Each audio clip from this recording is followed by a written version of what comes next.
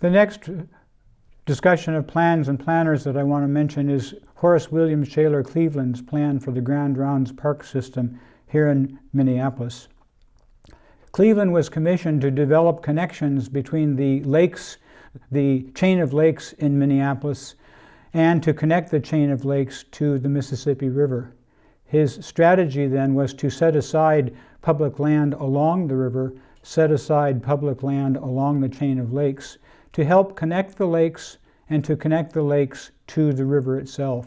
So we can see in these images the land along the chain of lakes and land along the Mississippi River being preserved as public open space. A series of parkways provided linear connections among the lakes, so a parkway system running through the open space system to connect the different lakes within the chain of lakes, to connect the river and to connect the river and the lakes. So the parkway system then provided mobility within the urban environment to make the public open space system accessible.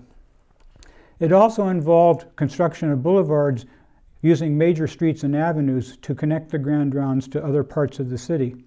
So in this slide we can see these white lines being the principal streets and avenues of Minneapolis, helping to connect the chain of lakes and the Mississippi River to other parts of the city. And we can see in this slide the connection of downtown to parts on the western part of the city.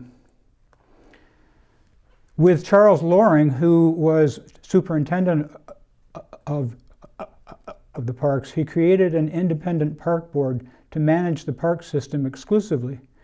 This removed the park system management from the political eye of the city council. The idea then was that the agency was dedicated to development and sustenance of the Minneapolis park system. And in contemporary perspectives, then we can see the image on the upper right with the land along the public lake being retained in open space and with a lot of active recreation on the water surface. Minneapolis is very fortunate in the sense that this system allowed the park to actually come right through the middle of downtown. Again, we see the parkway system then helping to connect the different components of the chain of lakes to the Mississippi River.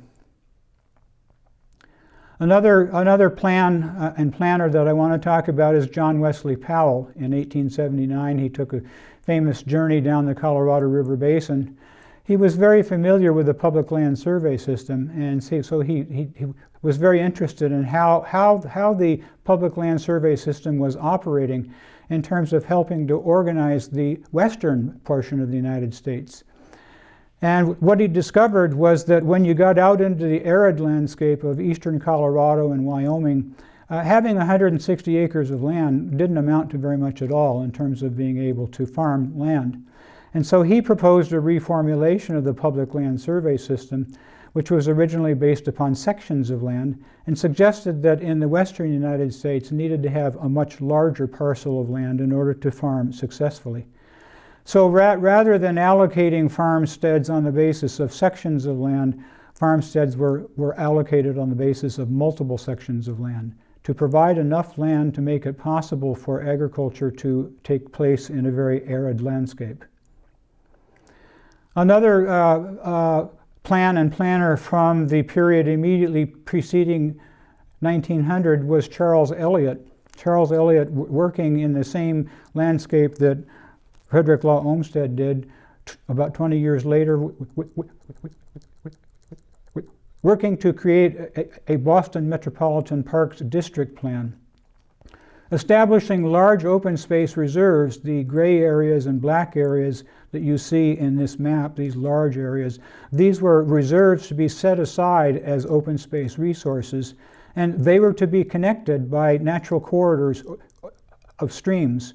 So we have a systems of reserves and corridors that are connecting those reserves to create a much larger scale perspective on the Emerald Necklace. In fact, you can see the Emerald Necklace here being part of the larger metropolitan park system landscape. This became then a green infrastructure armature for Boston metropolitan area development.